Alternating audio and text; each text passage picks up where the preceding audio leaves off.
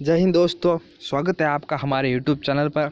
आज हम आपके सामने ओल्ड हिस्ट्री के इम्पोर्टेंट कुछ फैक्ट है जो इंडियन एयरफोर्स एग्ज़ाम में आने लायक हैं वो लेकर आए हैं। तो सबसे पहला फैक्ट है कि जो कि अपने ओल्ड हिस्ट्री में वेद हैं, ठीक है। तो सबसे पहले 4 वेद हैं और वेद के बाद जो पुराण है वो अपने 18 पुराण हैं, 108 उपनिषद हैं तथा 16 महाजनपद है। ये जो क्वेश्चन है वो आ सकता है 16 महाजनपद वाला इंडियन एयरफोर्स में क्वेश्चन आ भी रखा है और आगे भी आ सकता है कि उस टाइम जो प्राचीन इतिहास है उस टाइम कितने महाजनपद थे, यानी कि 16 महाजनपद थे और 6 वेदांत थे, ठीक है। आगे दोस्तों अपन बात करते हैं थोड़ा सा वेद के बारे में, ठीक है। जो 4 वेद थे उनमें से सबसे पुराना वेद, ठीक है, और सबसे प्राचीन वेद था वो था अपने ऋग्वेद। और गायत्री मंत्र है उसकी जो रचना की थी वो थी विश्वामित्र ने की थी, ठीक है। अपने ऐसा भी क्वेश्चन आ सकता है कि गायत्री मंत्र का वर्णन किस वेद में मिलता है, तो वो ऋग्वेद के अंदर अपने मिलता है, ठीक है। आगे बढ़ते हैं दोस्तों यजुर्वेद। ये एक ऐसा वेद है जो गद्य और पद्य दोनों भाषाओं में लिखा गया है, वो वेद है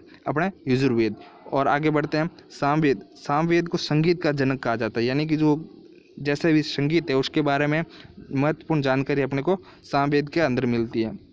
अर्थवेद।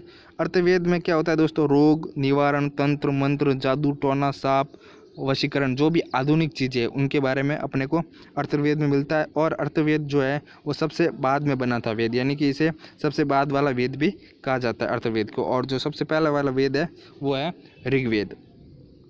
इससे आगे दोस्तों सिंधु सभ्यता। तो जो भी है सिंधु सभ्यता, इसकी खोज की थी राय बहादुर दयाराम साहनी ने सिंधु सभ्यता की खोज की थी सबसे पहले, ठीक है। और जो प्रमुख स्थल है उसके बारे में अगर अपन बात करें तो सबसे पहले खोज हुई थी हड़प्पा की, यानी कि 1921 में दयाराम साहनी ने खोज की थी हड़प्पा की। और जो हड़प्पा है वो अपने रावी नदी के किनारे स्थित है और जो वर्तमान में है वो पाकिस्तान मोंटेगोमरी ज़िले में वहाँ पर अभी स्थित है। उसके बाद में दूसरा स्थान है मोहनजोदड़ो, जिसकी खोज राखलदास बनर्जी ने 1922 में, ये चीज़ आप ध्यान रखना, 1922 में राखलदास बनर्जी ने मोहनजोदड़ो की खोज की थी। और ये जो मोहनजोदड़ो है वो वर्तमान में सिंधु नदी के किनारे हैं और जो वर्तमान जहाँ पर ज़िला है वो है पाकिस्तान का लरकाना ज़िला। आगे बढ़ता है कालीबंगा। कालीबंगा है दोस्तों जो अपने नदी है वो है गगर नदी और जो वर्तमान में हनुमानगढ़ ज़िले में अपने जो राजस्थान है वहाँ पर स्थित है। अगला स्थान है लोथल। लोथल स्थान जो सिंधु सभ्यता उसमें काफ़ी महत्वपूर्ण भाग निभाया था, क्योंकि जो उस टाइम का जो बंदरगाह था वो था लोथल बंदरगाह। काफ़ी एग्जाम में भी क्वेश्चन आ रखा है। और जो वो है भोगवा नदी के किनारे स्थित है और जो भोगवा है वो वर्तमान में अहमदाबाद गुजरात में अपने स्थित है। आगे बढ़ते दोस्तों लोथल व सूत कोतड़ा, ये जो है वो सिंधु सभ्यता के प्रमुख बंदरगाह थे उस टाइम के, ठीक है। आगे मोहनजोदड़ो से नर्तकी की कांस्य मूर्ति तथा व्रत स्नानागार पाए जाते थे, ठीक है। और जुते हुए खेत के साथ जो साक्ष्य है वो कालीबंगा जो कि वर्तमान में राजस्थान में स्थित है वहाँ पर मिले जाते हैं। आगे सिंधु सभ्यता में लोहे से अनभिज्ञ थे, यानी कि उनको लोहे के बारे में कुछ पता नहीं था। और जो उस टाइम की जो सभ्यता थी, जो सिंधु घाटी सभ्यता, वो कांस्य युगीन थी, यानी कि उनको कांस्य जो धातु है उनके बारे में पता था लेकिन लोहे के बारे में उनको पता नहीं था। आगे लोथल व रंगपुर जो वर्तमान में चावल के लिए मतलब कि जो साक्ष्य मिले थे, और ये वर्तमान में वो गुजरात के अंदर अपने स्थित है जहाँ पर चावल के साक्ष्य मिले थे। और जो प्रथम चावल के साक्ष्य है वो अपने लोथल स्थान से मिले थे। आगे दोस्तों लोथल जो सिंधु घाटी सभ्यता है वो एक भाव चित्रात्मक सभ्यता, यानी कि उस टाइम जो सभ्यता थी, जो शैली थी उनकी, वो थी भाव के आधार पर थी, ठीक है। और जो वर्तमान जो उस टाइम का समाज था वो था मात्र शतात्मक समाज उस टाइम का। आगे बढ़ते हैं दोस्तों गौतम बुद्ध यानी बौद्ध धर्म के बारे में एक क्वेश्चन अपने एग्जाम में किसी न किसी शिफ्ट में रहता है नॉर्मली। बौद्ध धर्म के प्रवर्तक तथा यानी कि जो होता है ना संस्थापक, वो थे गौतम बुद्ध, उनको बौद्ध धर्म के प्रवर्तक माना जाता है। और गौतम बुद्ध का जन्म हुआ था 563 ईसा पूर्व। 563 दोस्तों आपको यहाँ पर याद रखना है, 563 है वो ईसा पूर्व है, 563 ईस्वी नहीं है। और जो स्थान है वो है कपिल वस्तु के लुम्बिनी नामक स्थान पर उनका जन्म हुआ था, ठीक है। और इन्हें एशिया का ज्योतिपुंज कहा जाता है। दोस्तों ये क्वेश्चन एग्जाम में आने लायक है कि एशिया का ज्योतिपुंज किन व्यक्ति को कहा जाता है, वो है गौतम बुद्ध, उनको एशिया का ज्योतिपुंज कहा जाता है। और उनके बचपन का नाम था सिद्धार्थ। आगे जब उनकी आयु थी 29 वर्ष की, जब उनकी अवस्था थी, तब उन्होंने अपना क्या किया, गृह त्याग दिया, ठीक है। जिसे क्या कहा जाता है बौद्ध धर्म में महाभिनिष्क्रमण कहा जाता है, जब उन्होंने गृह त्याग दिया था इस बात को।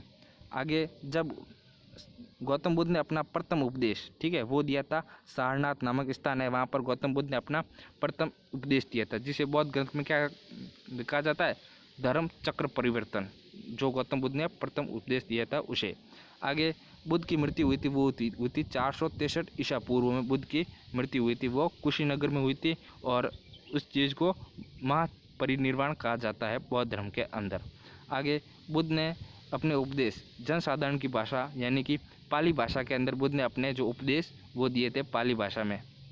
आगे बौद्ध ने सर्वाधिक उपदेश वो दिए थे श्रावस्ती में, और जो पहला उपदेश है वो दिया था सारनाथ के अंदर, और जो सबसे अधिक उपदेश है वो दिए थे श्रावस्ती नामक स्थान पर। आगे बढ़ते दोस्तों, त्रिपिटक है यानी कि विनय पिटक, सूत पिटक और अभिधम पिटक, इनका संबंध किससे है, इनका संबंध है बौद्ध धर्म से। आगे ज्ञान की प्राप्ति के बाद सिद्धार्थ यानी जो बौद्ध का जो पहले वाला नाम था वो था सिद्धार्थ, बुद्ध के नाम से जाने लगे, यानी कि पहला उनका नाम था सिद्धार्थ, फिर उनको जब ज्ञान की प्राप्ति हुई तब उनका नाम बदलकर बुद्ध रखा गया, ठीक है। और वह स्थान जहाँ पर उनको ज्ञान प्राप्त हुआ उसे क्या कहा गया है, उसे कहा गया बौद्ध गया कहलाया गया, ठीक है। और जो बौद्ध गया है वो वर्तमान में अपने बिहार नामक स्थान पर बिहार नामक जिले में स्थित है, यानी बिहार जिले में। और इम्पोर्टेंट सभाएँ, ठीक है, जो बौद्ध धर्म के समय हुई, ये अपने एग्जाम में क्वेश्चन आ सकता है। 4 सभा हुई थी बौद्ध धर्म के अंदर, ठीक है। और जो प्रथम सभा है, जो जैसे बौद्ध धर्म के अंदर संगति कहा जाता है, वो हुई थी राजगृह, और उस समय जो राजा था वो था अजातशत्रु के शासनकाल के समय प्रथम संगति हुई थी बौद्ध। जो द्वितीय बौद्ध संगति है वो हुई थी वैशाली के अंदर, उस टाइम जो राजा था वो था कालाशोक, ठीक है। और जो तीसरी बौद्ध संगति, ये अपने एग्जाम में आने लायक इंपॉर्टेंट क्वेश्चन है, तीसरी बौद्ध संगति वो हुई थी पाटलिपुत्र, और वो हुई थी सम्राट अशोक के समय जो है तीसरी बौद्ध संगति का आयोजन किया गया, ठीक है। आगे चतुर्थ बौद्ध संगति, ये हुई थी कुंडलवन नामक स्थान पर हुई थी चतुर्थ बौद्ध संगति, और उस टाइम जो राजा था वो था कनिष्क।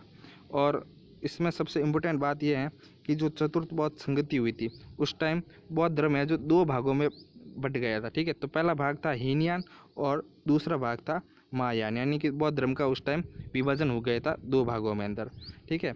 आगे दोस्तों बात करते हैं अपन जैन धर्म की। तो जैन धर्म के संस्थापक तथा प्रथम तीर्थकर थे वो थे ऋषभदेव, यानी कि जिसने जैन धर्म की स्थापना की थी वो है ऋषभदेव। और जैन धर्म के 23वें तीर्थकर थे वो थे पार्श्वनाथ, यानी कि इसके 23वें तीर्थकर। और अंतिम और 24वें तीर्थकर वो थे महावीर स्वामी। ये इंपॉर्टेंट है क्योंकि जैन धर्म के अंदर अपने को एग्जाम में महावीर स्वामी के बारे में ही नॉर्मली पूछा जाता है। तो महावीर स्वामी जी का जन्म हुआ था वो था 540 ईसा पूर्व, 540 ईसा पूर्व में होता वो कुंडलग्राम वैशाली नामक स्थान पर उनका जन्म हुआ था। और उनकी मृत्यु हुई थी 468 ईसा पूर्व में, उनकी मृत्यु हुई थी पावापुरी राजगृह में उनकी मृत्यु हुई थी। और उनके बचपन का नाम था वो था वर्धमान, इनके बचपन का नाम था। और इन्होंने अपना उपदेश प्राकृत भाषा में दिए थे। आपको यहाँ पर एक बात याद रखनी है, जो बौद्ध धर्म था उस समय जो गौतम बुद्ध थे उन्होंने अपना उपदेश दिया था पाली भाषा में, और इन्होंने अपना उपदेश दिया है वो दिया प्राकृत भाषा में। तो आपको यहाँ पर कन्फ्यूज़न नहीं होना है, ठीक है। तो यहाँ से कन्फ्यूज़न क्लियर करना है। और बौद्ध धर्म के जो अनुयायी थे, यानी कि जो उनको मानते थे, उनको निगृत कहा जाता था बौद्ध धर्म के अनुयायी को, ठीक है। और यहाँ पर जो जैन धर्म के जो अनुयायी थे उनको निगृत कहा जाता है, ठीक है। और जैन धर्म की जो भाषा है वो है प्राकृत भाषा, और बौद्ध धर्म की भाषा है पाली भाषा। और जैन धर्म के त्रिरत्न, ठीक है, जो 3 रत्न है वो है सम्यक दर्शन, सम्यक ज्ञान और सम्यक आचरण। और जो बौद्ध धर्म में मैंने बताए थे वो थे त्रिरत्न। आगे जैन धर्म के बारे में बात करते हैं। कल्पसूत्र नामक एक जो बुक थी उस टाइम की बहुत प्रचलित बुक थी, ठीक है, उसकी रचना की थी भद्रबाहु ने, ठीक है। ये क्वेश्चन एग्जाम में आ सकता है, ठीक है। भद्रबाहु ने किसकी रचना की, कल्पसूत्र नामक पुस्तक की रचना की थी। जैन साहित्य को आगम कहा जाता है, ठीक है दोस्तों। ऐसा क्वेश्चन भी आ सकता है कि कौन सा ऐसा साहित्य है जिस साहित्य को आगम कहा जाता है, तो वो है जैन साहित्य जिसे आगम कहा जाता है, ठीक है। धन्यवाद दोस्तों। कैसा लगा वीडियो आप कमेंट बॉक्स में ज़रूर बताना, तथा अगर आपको अच्छा लगे तो आप शेयर करना ताकि दूसरे हमारे जो विद्यार्थी हैं उनको भी फ़ायदा पहुंच सके और वो हिस्ट्री का क्वेश्चन गलत नहीं करें।